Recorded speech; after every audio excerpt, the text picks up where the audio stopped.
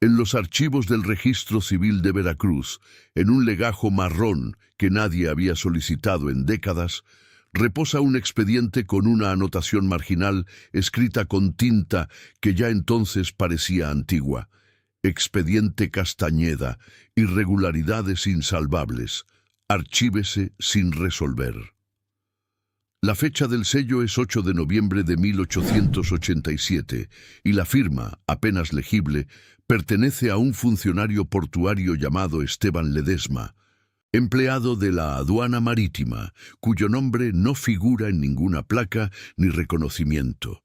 Fue él quien, sin proponérselo, abrió una puerta que la ciudad había decidido mantener cerrada.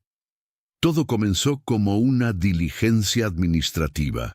Durante la primera semana de noviembre, después de una temporada de lluvias que había anegado calles enteras y dejado charcos de agua estancada en los patios del puerto, el titular del Registro Civil recibió un oficio del Ministerio de Gobernación solicitando la corrección de una anomalía estadística. 5 nombres de la familia Castañeda aparecían simultáneamente en la relación trimestral de fallecidos y en documentos recientes de propiedad autenticados por el notario Octavio Salcedo. La duplicidad había sido detectada por un contador de la capital durante una revisión rutinaria de los libros de contribuciones, y el ministerio exigía una aclaración antes del cierre del año fiscal.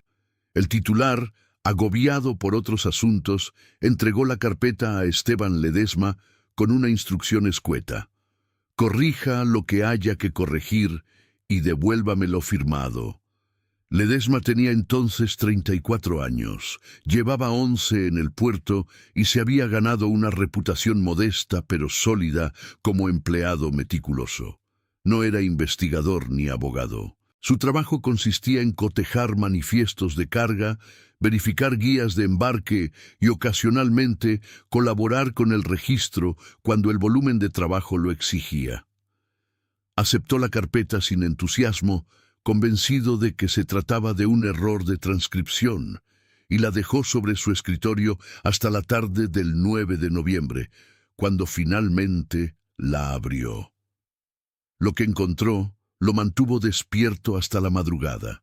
La familia Castañeda era conocida en el puerto, aunque en los últimos tiempos se hablaba poco de ellos. Durante más de 3 décadas habían administrado un almacén de café, tabaco y telas en la calle de la Amargura, a 3 cuadras del muelle principal, en un edificio de 2 plantas con portones de madera oscura y un balcón de hierro forjado que daba al malecón. El negocio había sido próspero en los años 60 y 70, cuando el tráfico de mercancías entre Veracruz y La Habana alcanzaba su punto más alto, pero la competencia de las grandes casas comerciales europeas y una serie de cargamentos perdidos en naufragios habían ido menguando su capital. Para 1884, según los rumores que circulaban entre los comerciantes del puerto, los Castañeda debían sumas considerables a prestamistas de la capital y a 2 exportadores de Orizaba. La familia se componía de 5 miembros adultos. El patriarca era Tomás Castañeda, comerciante de 58 años, hombre de espalda ancha y bigote entrecano, que rara vez alzaba la voz, pero que, según quienes lo trataron, poseía una habilidad notable para hacer que los acreedores salieran de su despacho con las manos vacías y una sensación inexplicable de haber recibido una promesa firme. Su esposa, Jacinta Robles, de 52, era hija de un antiguo funcionario de la aduana y conocía los mecanismos del puerto mejor que muchos empleados. El hermano menor de Tomás, Ignacio Castañeda, de 49 años, se ocupaba de la contabilidad y de los contactos con los productores de café del interior. Completando el núcleo familiar estaban 2 sobrinas adultas: Elena Castañeda, de 28 años, hija de un tercer hermano, fallecido en la epidemia de cólera de 1866, y Beatriz Castañeda, de 25, hermana de Elena, que ayudaba en el almacén y se ocupaba de la correspondencia comercial. La primera anomalía que Ledesma detectó en los registros fue cronológica. Según el acta de defunción número 112 del libro correspondiente a 1885, Ignacio Castañeda había fallecido el 17 de marzo de ese año, a causa de una fiebre perniciosa de evolución rápida. El certificado estaba firmado por el doctor Julián Falcón, médico con consultorio en la calle de Juárez, y la inscripción había sido realizada por el notario Octavio Salcedo a petición del señor Ramón Urrutia, descrito como empleado de la familia. Sin embargo, en los libros de propiedad del mismo año, Ignacio aparecía como firmante de una cesión de derechos sobre un terreno en las afueras de la ciudad, con fecha 29 de septiembre de 1885, es decir, 6 meses después de su muerte oficial. Ledesma pensó en un error de datación y siguió revisando. El acta de defunción de Beatriz Castañeda tenía fecha 4 de febrero de 1886. La causa registrada era tuberculosis pulmonar avanzada. El mismo médico, el mismo notario, el mismo declarante.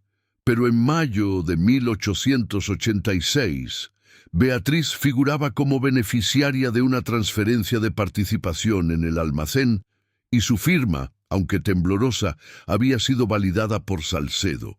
Jacinta Robles de Castañeda constaba como fallecida el 19 de octubre de 1886, víctima de congestión cerebral. Elena Castañeda, el 8 de enero de 1887, por anemia crónica complicada. Tomás Castañeda, el 22 de junio de 1887, por insuficiencia cardíaca. Las 5 actas compartían el mismo patrón: médico Falcón, notario Salcedo, declarante Urrutia. En total, una familia entera había sido declarada muerta en el transcurso de poco más de 2 años, pero seguía apareciendo como parte activa en operaciones de compraventa, hipotecas, poderes notariales y recibos de pago con fechas muy posteriores a sus respectivos fallecimientos. Ledesma revisó los libros físicos, no las copias. Fue entonces cuando notó las alteraciones materiales. En el libro de defunciones correspondiente a 1885, las páginas que contenían los folios 110 a 114 estaban hechas de un papel ligeramente más grueso que el resto, con un tono marfileño que contrastaba con el hueso envejecido de las páginas anteriores. Los números de protocolo estaban escritos con una letra que imitaba la del registrador original, pero la presión del cálamo era distinta, más leve, como si quien lo había hecho no estuviera acostumbrado a escribir con pluma de ave. En el margen de 3 de las actas, alguien había raspado la fecha original y anotado otra encima. Bajo la luz rasante de la lámpara de aceite, Ledesma pudo ver los surcos dejados por la cuchilla sobre la superficie del papel.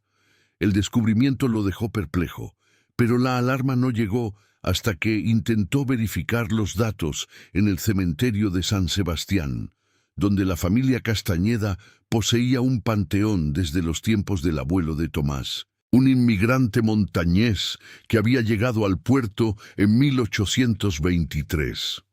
El encargado, un hombre anciano que respondía al nombre de Nicanor y que conocía cada lápida del camposanto, revisó sus registros durante casi 1 hora antes de declarar que en los últimos 3 años no había recibido ningún cuerpo con el apellido Castañeda. El panteón familiar estaba sellado, con la misma lápida de mármol gris que recordaba haber visto desde niño y no mostraba señales de haber sido abierto. Quizás los enterraron en otro cementerio, sugirió Ledesma. Los Castañeda llevan 80 años enterrándose aquí, respondió Nicanor. Cuando murió el abuelo, pusieron una cláusula en el testamento. Todos los Castañeda legítimos, aquí. El viejo Tomás jamás habría enterrado a su hermano en otro sitio. Ledesma regresó al registro civil con más preguntas que certezas. Los días siguientes los dedicó a rastrear cualquier documento complementario que pudiera arrojar luz sobre la situación. En los archivos del ayuntamiento encontró que la licencia comercial del almacén Castañeda había sido renovada en enero de 1887, 6 meses después de la muerte registrada de Jacinta y 5 meses después del fallecimiento oficial de Elena. La renovación estaba firmada por Tomás, cuya caligrafía, comparada con documentos anteriores, no mostraba signos de deterioro ni temblor, algo improbable para un hombre que supuestamente padecía una insuficiencia cardíaca terminal. En el juzgado de primera instancia halló un poder notarial otorgado por Tomás Castañeda a favor de Octavio Salcedo, con fecha 3 de marzo de 1887, que confería al notario las más amplias facultades de administración, disposición y representación legal sobre todos los bienes de la familia.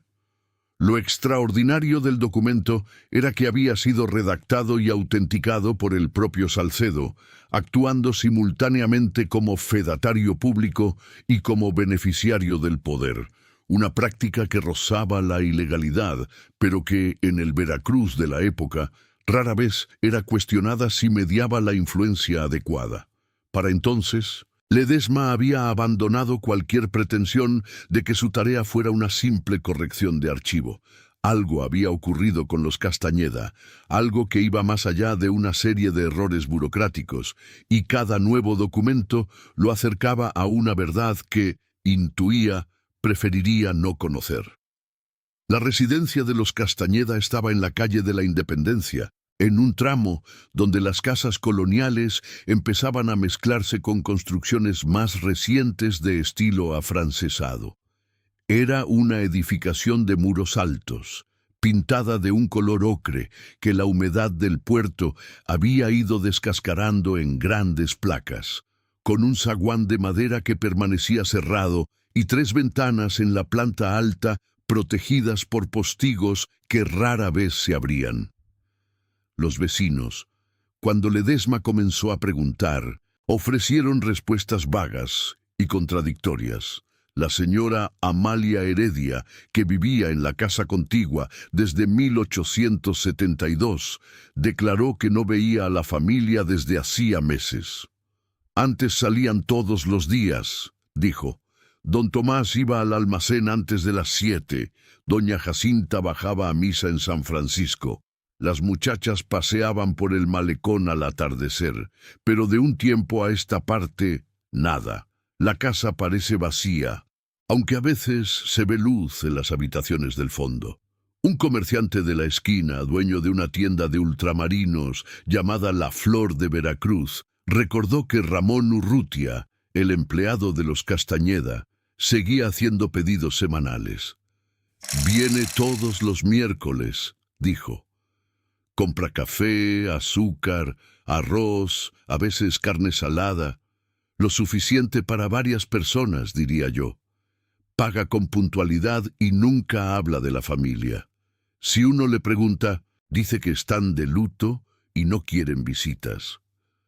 El sereno de la calle, un hombre llamado Julián que hacía la ronda nocturna desde 1880, aportó un dato que Ledesma anotó con particular atención.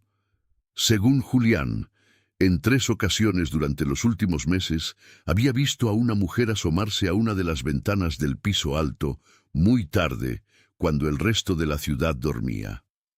«No abría los postigos», aclaró el sereno.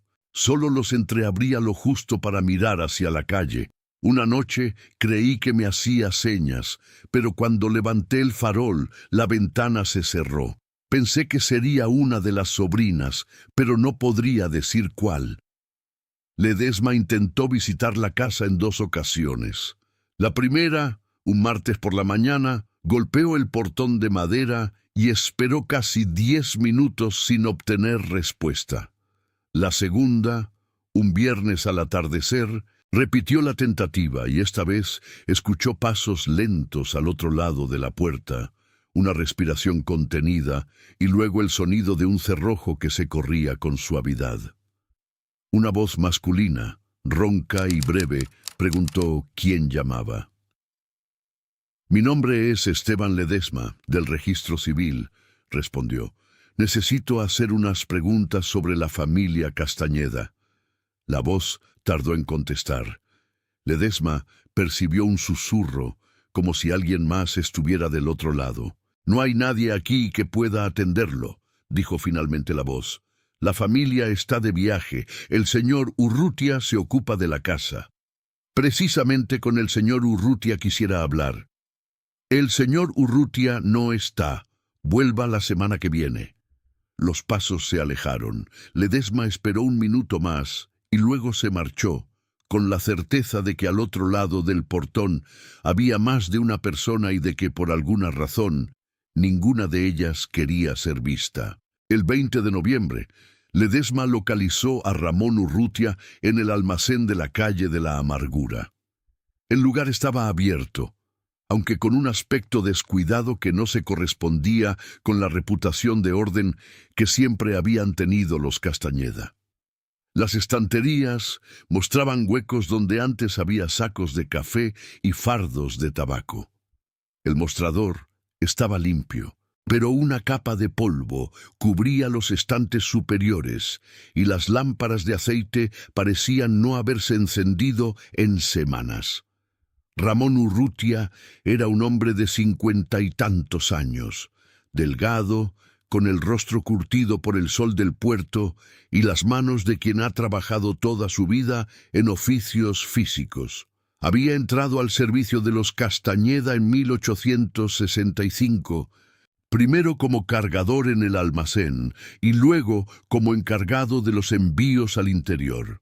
Con los años se había convertido en una figura indispensable para la familia. Hacía los pedidos, pagaba a los proveedores, mantenía la casa y, según algunos testimonios, era la única persona ajena a la sangre que conocía todos los secretos del negocio.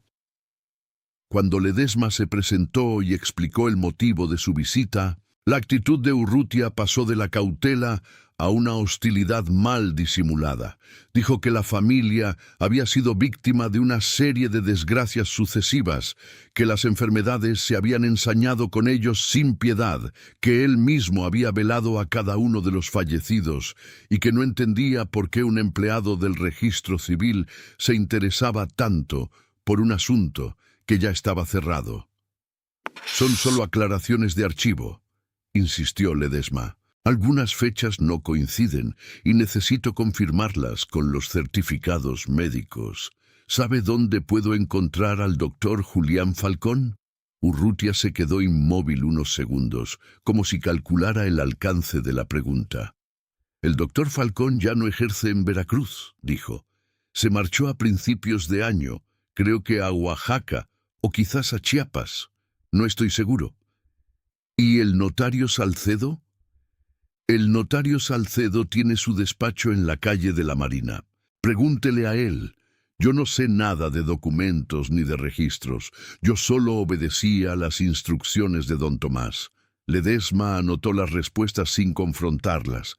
Algo en la manera de hablar de Urrutia, en la velocidad con que pasaba de la aflicción fingida a la irritación auténtica, sugería que cada palabra había sido ensayada.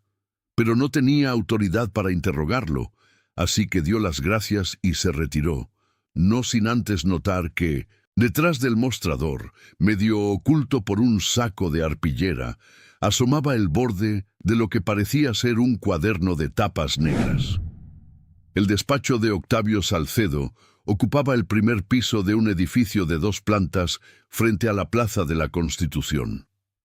Era un local amplio, con muebles de caoba, estanterías llenas de protocolos encuadernados en piel y una ventana que daba a los portales. Salcedo recibió a Ledesma con una cordialidad profesional que bordeaba lo excesivo, ofreciéndole café y preguntándole por su salud y la de su familia antes de abordar el asunto que lo había llevado hasta allí.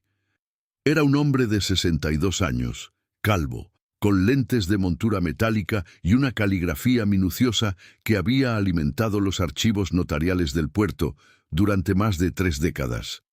Su reputación era intachable, o al menos lo había sido hasta que Ledesma empezó a encontrar su firma en documentos que se contradecían unos a otros. Cuando Ledesma mencionó a los Castañeda, Salcedo asintió gravemente. «Una tragedia», dijo. «Ver desaparecer a toda una familia en tan poco tiempo. Yo mismo autentiqué la mayoría de los documentos sucesorios. Fue un proceso largo y penoso, pero necesario para preservar el patrimonio. Lo extraño», señaló Ledesma, «es que algunos de esos documentos están fechados después del fallecimiento de los otorgantes». Salcedo no se inmutó. Explicó que las fechas podían deberse a retrasos en la protocolización, algo habitual en una plaza como Veracruz, donde los documentos a menudo se firmaban en una fecha y se inscribían semanas o meses después. Ofreció mostrar los libros originales, pero Ledesma declinó por el momento. «Hay otro detalle», añadió. «Las 5 defunciones fueron declaradas por las mismas 3 personas. Usted, el doctor Falcón y Ramón Urrutia. ¿No le parece una coincidencia extraordinaria?» Salcedo se quitó los lentes y los limpió con un pañuelo antes de responder. «No es una coincidencia, es lo que ocurre cuando una familia confía en un círculo reducido de profesionales». Los Castañeda no tenían muchos amigos. Eran reservados. El doctor Falcón era su médico de cabecera desde hacía 20 años. Yo llevaba sus asuntos legales desde que el abuelo de Tomás abrió el primer almacén. Y Ramón era el empleado de confianza. Que los 3 figuráramos en los trámites es lo más natural del mundo. Sin embargo, los registros del cementerio no muestran ningún enterramiento con ese apellido en los últimos 3 años. Por primera vez, Salcedo pareció vacilar. Sus dedos se detuvieron sobre los lentes y su mirada se desvió hacia la ventana antes de volver a Ledesma. «Ignoraba ese dato», dijo. «Quizás la familia decidió usar otro cementerio. O quizás hubo un error en los libros de San Sebastián. Le recomendaría no dar demasiada importancia a estas discrepancias. El registro civil está lleno de pequeños errores». Ledesma salió del despacho con una impresión que tardaría varios días en articular completamente. Octavio Salcedo mentía con la misma naturalidad con que respiraba, pero lo hacía con la convicción de quien sabe que la verdad, si alguna vez sale a la luz, ya no podrá perjudicarlo. El verdadero avance en la investigación no se produjo en ningún archivo oficial, sino en el almacén de los Castañeda, una semana después de la entrevista con Salcedo. Ledesma había conseguido la autorización del juzgado para revisar los libros contables del negocio, con el argumento de que las irregularidades en el registro civil afectaban también a los registros fiscales. La orden llegó un viernes por la tarde y el sábado por la mañana, acompañado por un escribano, se presentó en el local. Ramón Urrutia se opuso con vehemencia, pero no pudo negarse a una orden judicial. Los 3 hombres pasaron las horas siguientes revisando libros de cuentas, recibos, facturas y correspondencia comercial. La mayor parte de la documentación era anodina. Registros de compras de café a productores de Córdoba, pagos de aranceles portuarios, notas de crédito con bancos de la capital, inventarios de existencias. Pero hacia el mediodía, Ledesma encontró algo que lo hizo detenerse. En un rincón del despacho, detrás de un armario de madera que parecía no haberse movido en años, asomaba el lomo de un cuaderno de pastas negras, manchado de humedad y con las esquinas dobladas. Era el mismo cuaderno que había vislumbrado durante su primera visita, pero entonces no había podido examinarlo. Lo extrajo con cuidado y lo abrió sobre el escritorio. No era un libro contable, era un diario. La letra era pequeña, apretada, con una inclinación hacia la izquierda que denotaba a una persona que escribía contra el tiempo, quizás en condiciones de poca luz. Las primeras anotaciones estaban fechadas en enero de 1885, y a medida que Ledesma las iba leyendo, el cuaderno se transformó en el testimonio más perturbador que había tenido entre las manos en toda su carrera. La autora era Elena Castañeda. El diario comenzaba con observaciones domésticas: el precio del café en el mercado de la Merced, una conversación con un proveedor de Orizaba, la visita de un acreedor que se había marchado sin cobrar. Pero en febrero de 1885 el tono cambiaba abruptamente. Elena escribía: anoche tío Tomás y tío Ignacio discutieron en el despacho del fondo. No era la primera vez, pero nunca los había oído gritar de ese modo. Tío Tomás decía algo sobre un dinero que faltaba desde hace años. Tío Ignacio repetía que todo podía arreglarse. Luego se hizo un silencio peor que los gritos. Mamá Jacinta me pidió que no comentara nada con Beatriz. Dijo que eran asuntos de hombres y que las mujeres no debíamos meternos. Pero esta mañana, cuando bajé a desayunar, tío Ignacio ya no estaba en la mesa. 2 semanas después, según el diario, Tomás reunió a la familia en la sala principal y anunció que Ignacio había tenido que ausentarse por un tiempo. Dijo que se había marchado a Puebla para resolver unos asuntos de negocios. Pero tía Jacinta no lo miró a los ojos mientras hablaba, y Ramón, que estaba de pie junto a la puerta, apretaba tanto la mandíbula que se le marcaban los tendones del cuello. Beatriz preguntó cuándo volvería tío Ignacio y tío Tomás respondió: cuando todo esté en orden. La entrada correspondiente al 20 de marzo de 1885 era la primera que contenía una revelación directa. Hoy descubrí la verdad. Tío Ignacio no está en Puebla. Está en el cuarto del fondo, el que da al patio de atrás, el que siempre estaba cerrado con llave. Lo vi esta mañana, cuando todos creían que yo estaba en el almacén. Había vuelto a casa porque había olvidado los libros de cuentas. Crucé el patio y la puerta del fondo estaba entreabierta. Tío Ignacio estaba sentado en una silla, mirando hacia la pared. No me vio. No parecía ver nada. Sobre la mesa había un plato con restos de comida y un vaso de agua. Me alejé sin hacer ruido. No sé qué está pasando, pero sé que tío Tomás me ha mentido. Y si me ha mentido sobre esto, ¿sobre qué más me ha mentido? Las entradas siguientes describían el proceso de degradación psicológica que Elena observaba en su tío. Ignacio, que había sido el más sociable de los hermanos Castañeda, el que se encargaba de los contactos comerciales y recibía a los clientes importantes, se había convertido en una figura espectral que apenas salía de su habitación.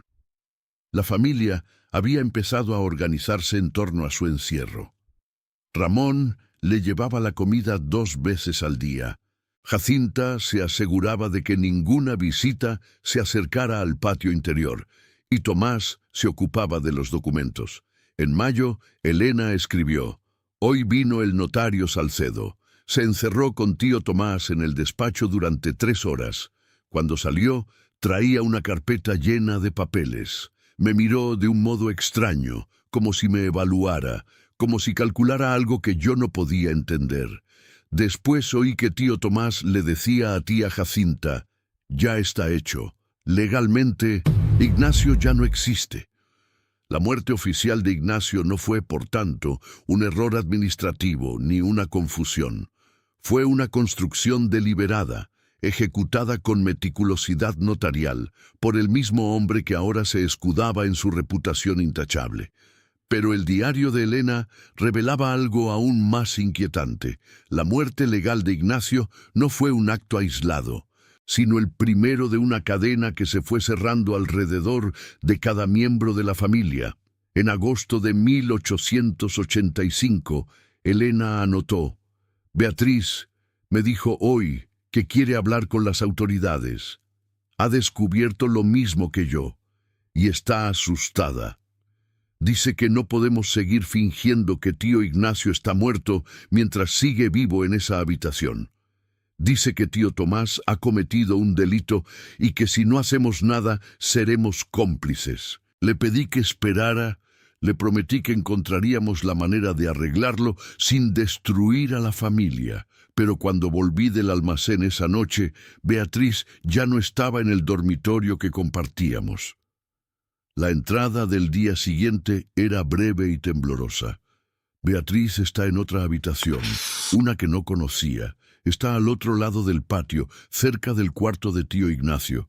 Tía Jacinta dice que es por su propia protección.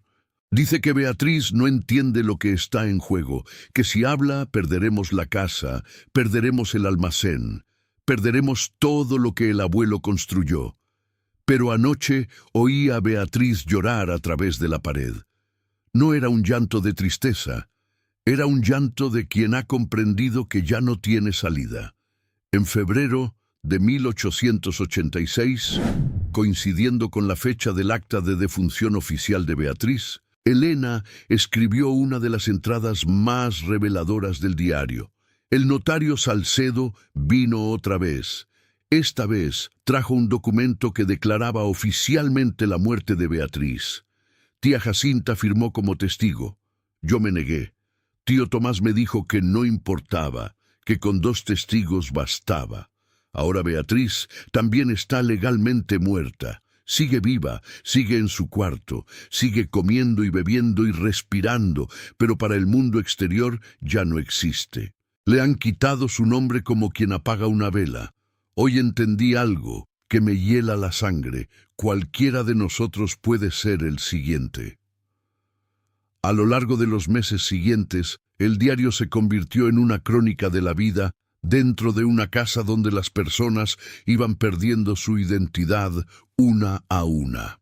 Elena describía cómo cada miembro de la familia que era declarado muerto dejaba de recibir correspondencia, dejaba de figurar en las conversaciones cuando alguien preguntaba por él, dejaba de ser mencionado en los documentos.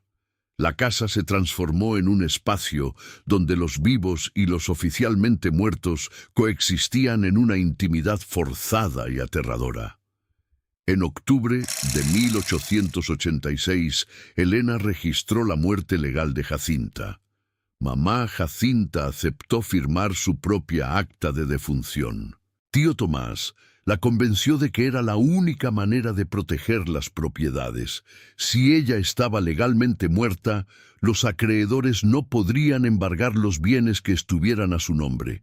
Así que una tarde, el doctor Falcón vino con el certificado, el notario Salcedo con el formulario, y mamá Jacinta firmó el documento que declaraba que ella misma había fallecido. Cuando terminó, se quedó mirando el papel durante mucho rato. Luego dijo: «Supongo que esto es lo correcto», y se fue a su cuarto. Desde entonces apenas sale. Dice que le da vergüenza que la vean, aunque solo la veamos nosotros. El diario revelaba también la transformación gradual de Tomás Castañeda. Las entradas iniciales lo retrataban como un hombre preocupado, pero pragmático, alguien que había tomado una decisión drástica para salvar el patrimonio familiar. Pero a medida que pasaban los meses, su figura se iba oscureciendo. Empezó a tomar decisiones sin consultar a nadie. Dejó de justificarse. Los documentos que firmaba ya no buscaban preservar los bienes de la familia, buscaban concentrarlos exclusivamente en sus manos. En enero de 1887, Elena escribió: «Hoy encontré papeles en el despacho de tío Tomás. No debería haberlos cogido, pero la puerta estaba abierta y él no estaba en casa. Son documentos que muestran que está transfiriendo todas las propiedades a su nombre, las tierras de las afueras, el almacén, incluso la casa». En uno de los borradores había una nota manuscrita dirigida al notario Salcedo. Hay que resolver el asunto de Elena cuanto antes. No sé qué significa esa frase, pero el modo en que está escrita, la prisa que transmite, la frialdad con la que me menciona como si fuera un problema que necesita solución, me hizo sentir por primera vez que estoy en peligro real. Pocos días después, la propia Elena fue declarada muerta. El diario lo registró con una entrada fechada el 12 de enero de 1887. Oficialmente, he muerto. El certificado dice anemia crónica complicada. Es casi gracioso. Nunca he estado más viva. Nunca he sentido la sangre correr con tanta fuerza por mis venas como en el momento en que vi mi nombre en ese papel. Pero la broma es amarga. Ahora ya no puedo salir a la calle. Ya no puedo hablar con nadie. Ya no existo. Si alguien pregunta por mí, la respuesta oficial es que estoy muerta. Y si intento demostrar lo contrario, si voy a las autoridades y digo aquí estoy, miren, estoy viva, lo único que conseguiré será que me acusen de falsificación, que digan que soy una impostora, que me encierren. Tío Tomás ha creado una trampa perfecta. Para demostrar que estoy viva tendría que salir de esta casa, pero si salgo seré acusada de un delito. Así que me quedo aquí, encerrada, y cada día que pasa me parezco un poco más a la persona muerta que figura en los papeles. El diario continuaba con entradas cada vez más angustiadas. Elena describía la vida en la casa como una existencia entre sombras. Ella, Ignacio, Beatriz y Jacinta, encerrados en sus respectivas habitaciones, incomunicados entre sí, dependiendo de Ramón para recibir comida y de Tomás para cualquier contacto con el exterior. Las visitas ocasionales de Salcedo o del doctor Falcón eran recibidas con una mezcla de miedo y esperanza, pero siempre terminaban en más documentos, más firmas, más capas de ficción legal sobre la realidad. En marzo de 1887, Elena anotó: «Tío Ignacio ha dejado de hablar». No sé si es una decisión consciente o si su mente ha claudicado después de tanto encierro.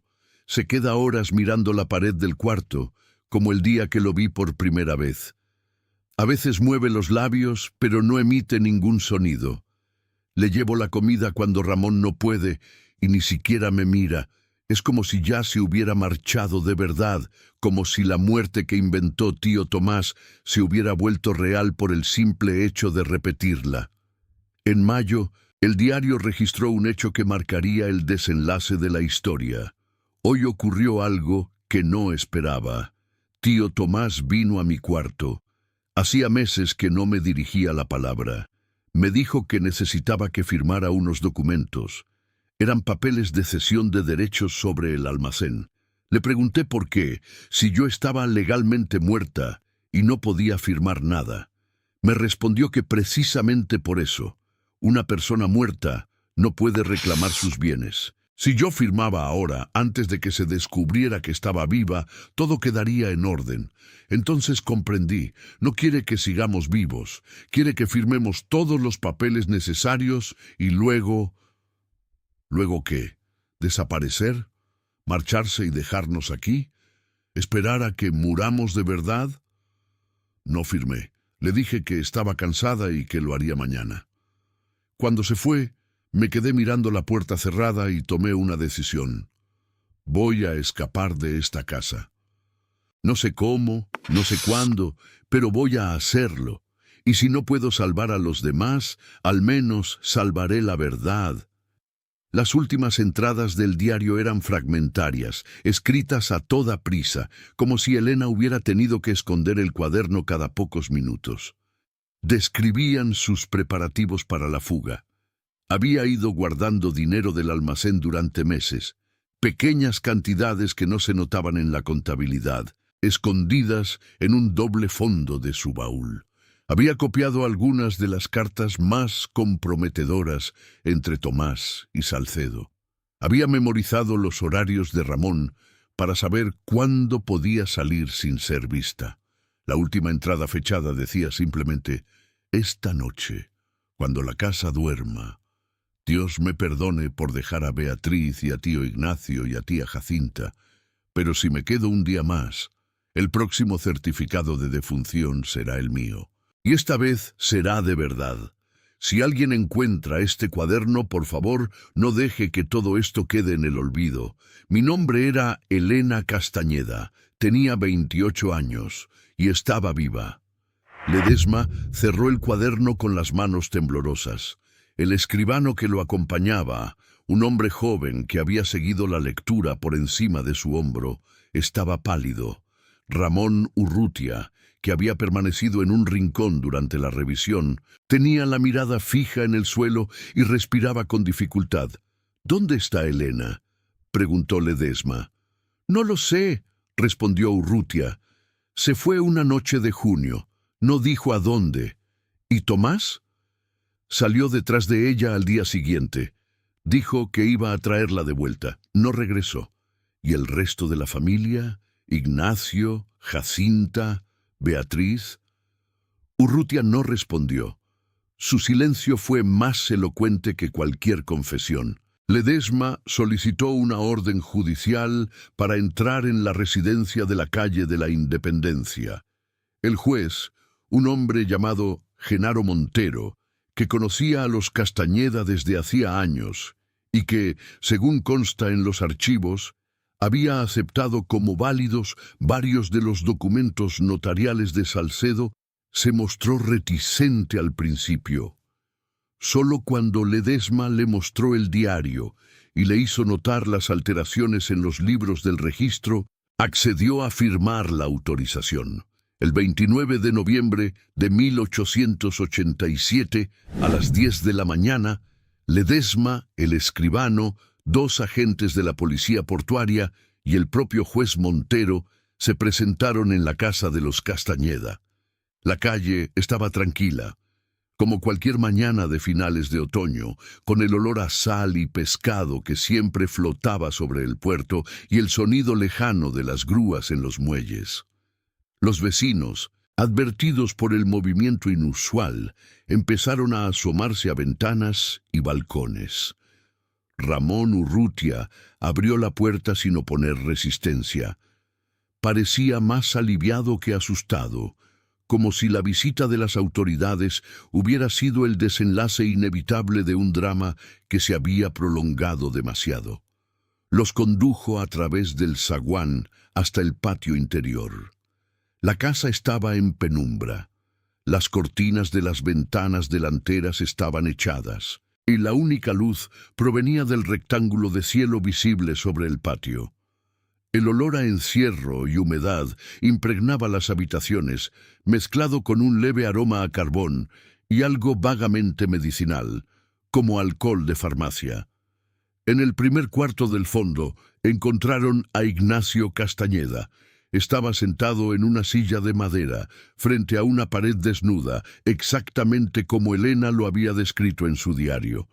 Tenía 51 años, pero aparentaba más de 70. Su ropa estaba limpia pero holgada, como si hubiera perdido peso recientemente. No reaccionó a la presencia de los intrusos. Cuando el juez Montero le preguntó su nombre, Ignacio movió los labios durante varios segundos antes de responder con un hilo de voz. «Me dijeron que estoy muerto».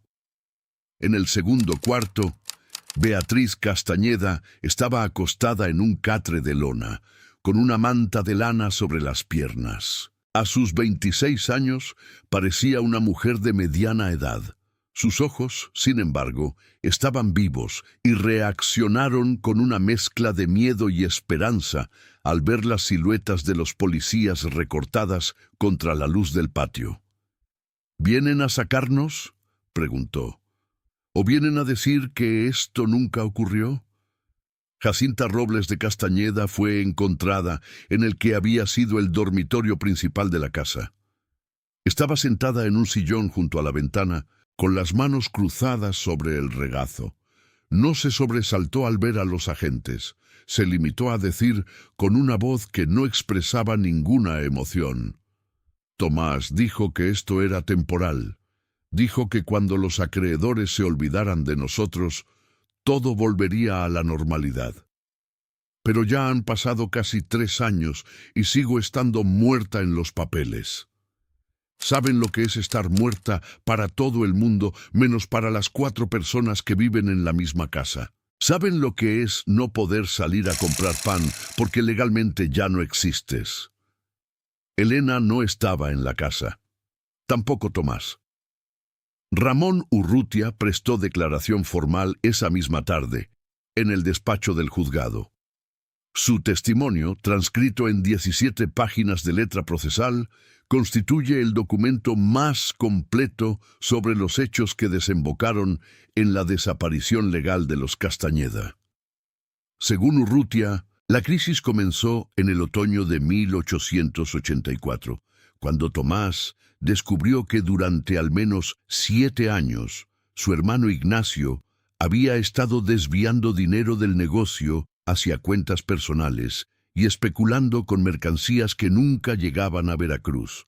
El desfalco ascendía a una suma que Urrutia no precisó, pero que según sus palabras era suficiente para arruinar a la familia 3 veces. Tomás se enfrentó a su hermano en una discusión que, según el testimonio de Urrutia, duró 3 días y estuvo a punto de terminar en violencia.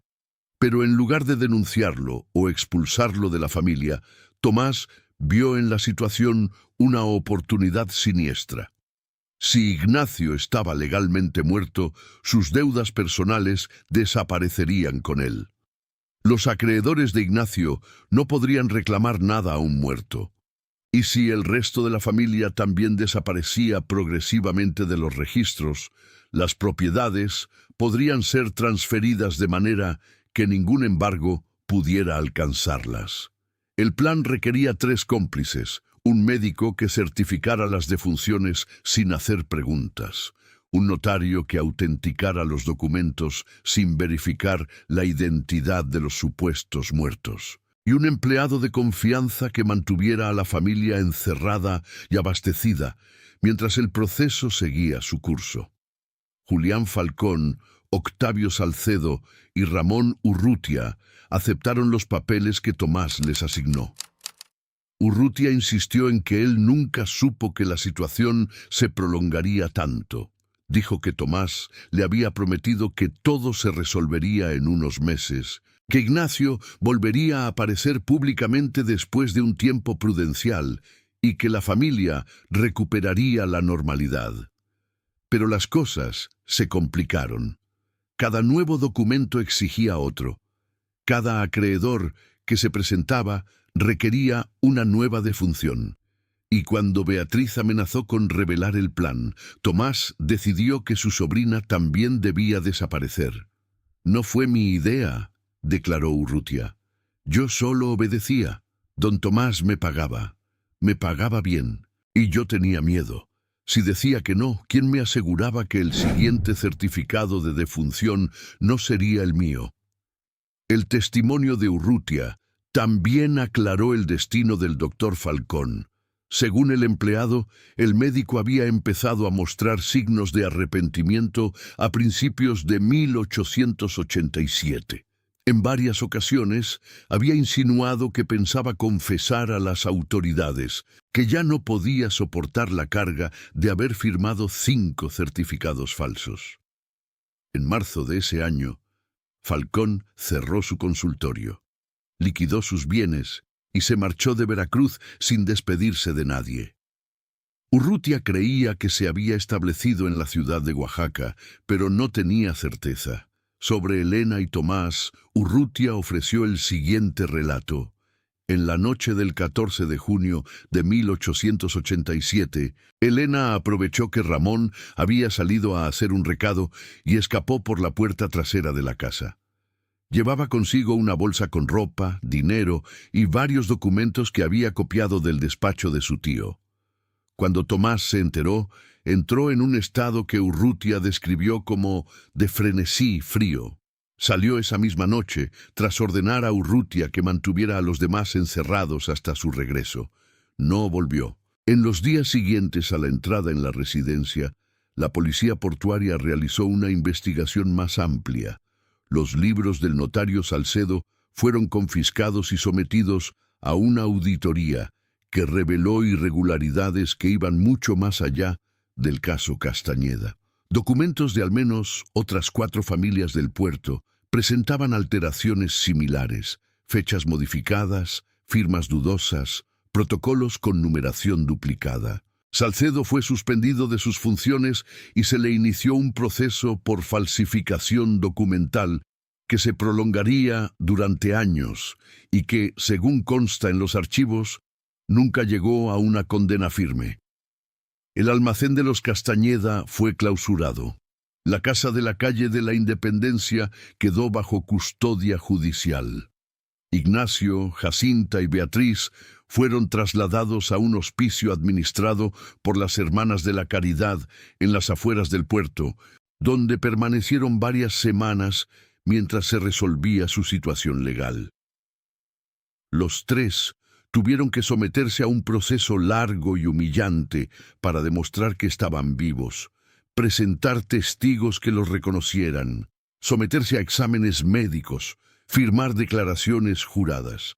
El juez Montero emitió una resolución en la que reconocía que las actas de defunción eran fraudulentas, pero se negó a anularlas de oficio, argumentando que la ley no contemplaba un procedimiento para revivir a personas legalmente fallecidas. Cada uno de ellos tuvo que iniciar un juicio individual de reivindicación de identidad.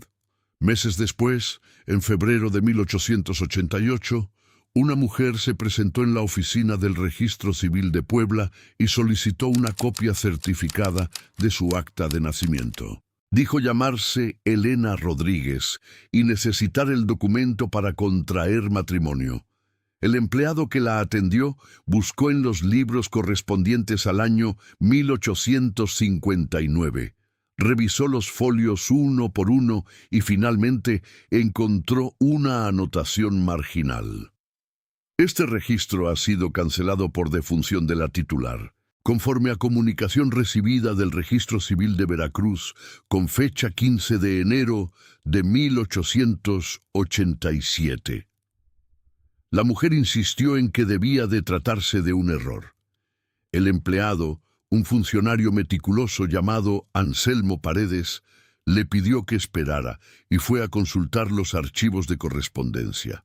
Allí encontró el oficio original enviado desde Veracruz, firmado por Octavio Salcedo y acompañado por una copia del acta de defunción de Elena Castañeda.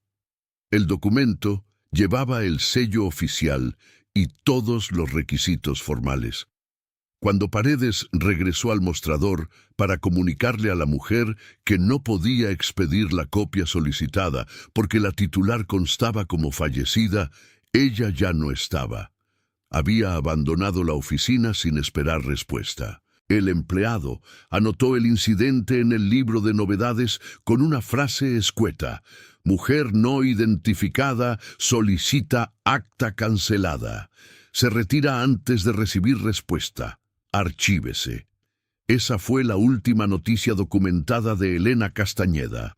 Algunos investigadores posteriores han especulado con la posibilidad de que lograra salir del país, quizás hacia Guatemala o hacia La Habana, donde los registros eran menos estrictos y donde una persona sin pasado legal podía reconstruir su vida desde cero. Otros creen que permaneció en México, viviendo en pequeñas poblaciones del interior, cambiando de nombre y de oficio cada pocos años. No hay pruebas concluyentes de ninguna de las dos hipótesis. Tomás Castañeda desapareció por completo de los registros. La última referencia a su nombre aparece en una nota de la Policía Portuaria de Coatzacoalcos, fechada en diciembre de 1887, que menciona a un hombre de aproximadamente 60 años que intentó embarcarse en un vapor con destino a Nueva Orleans y que, al ser requerida su documentación, abandonó el puerto precipitadamente. La descripción física coincide con la de Tomás, pero la identificación nunca fue confirmada. Ignacio Castañeda murió realmente en 1893, en el hospicio donde había permanecido desde su rescate. Su certificado de defunción, esta vez auténtico, fue inscrito en el Registro Civil de Veracruz sin ninguna observación marginal. Tenía 55 años y, según el informe médico, la causa del fallecimiento fue una afección pulmonar crónica agravada por desnutrición prolongada y postración nerviosa. Jacinta Robles logró recuperar su identidad legal después de un juicio que duró casi 2 años. En 1890, un tribunal de segunda instancia ordenó la cancelación de su acta de defunción fraudulenta y el restablecimiento de todos sus derechos civiles. Sin embargo, el patrimonio familiar ya había sido dispersado. El almacén fue vendido a un comerciante libanés que lo convirtió en una casa de importación de sedas. La residencia de la calle de la Independencia pasó a manos de un banco de la capital como parte de un acuerdo extrajudicial con los acreedores.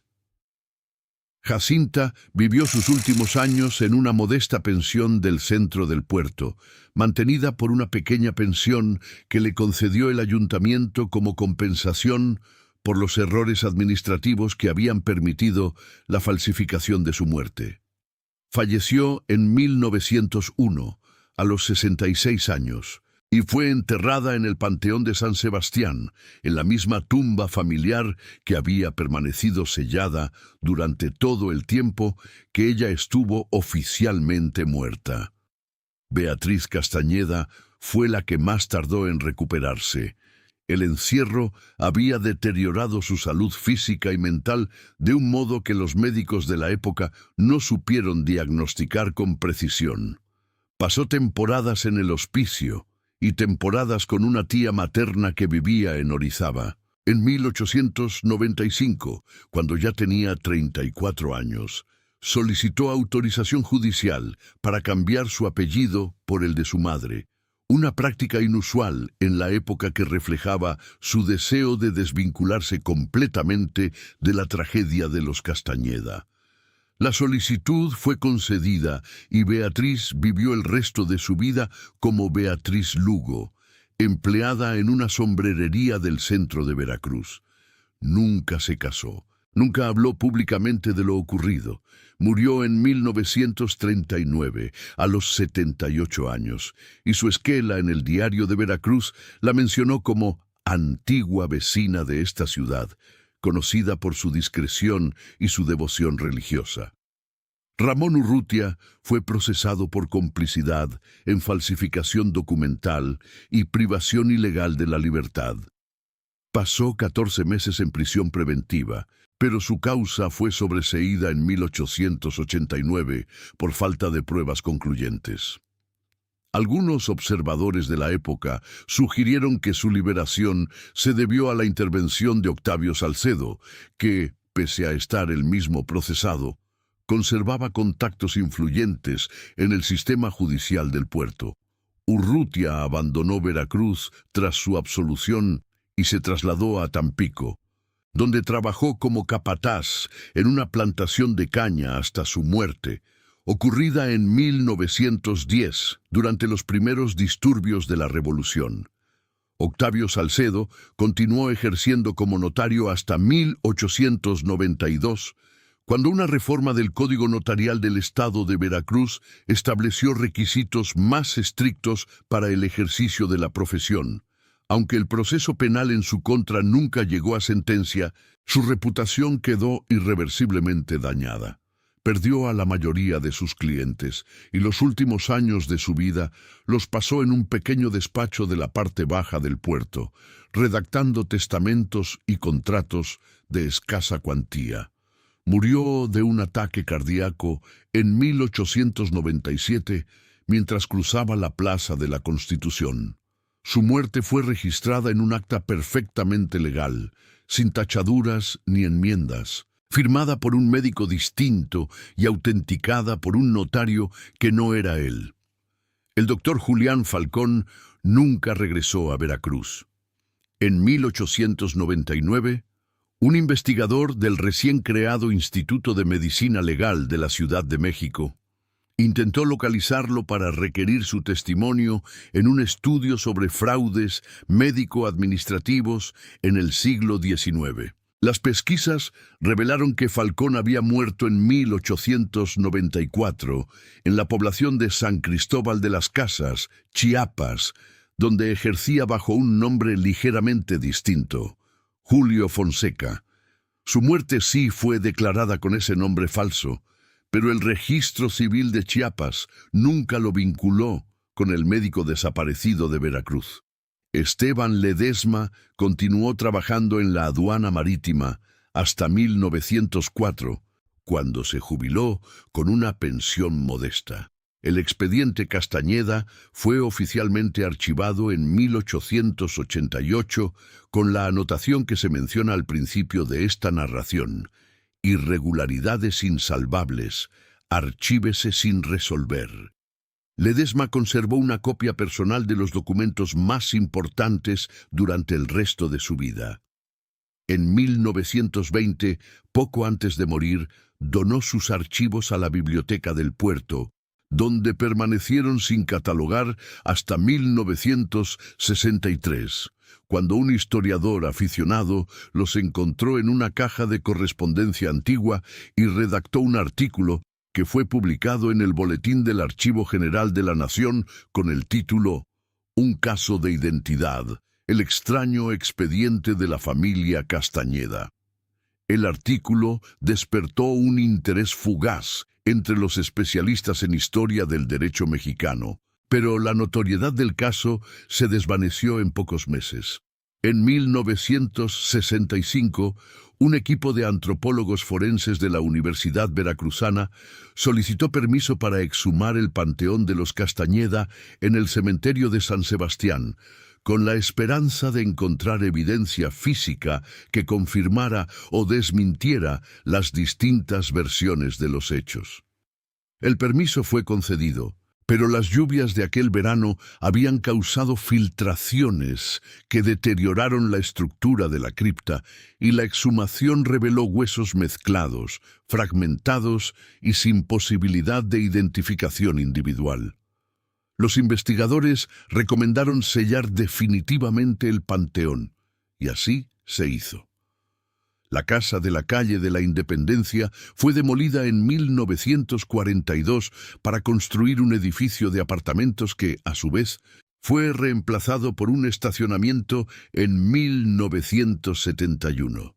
El almacén de la calle de la Amargura sobrevivió un poco más.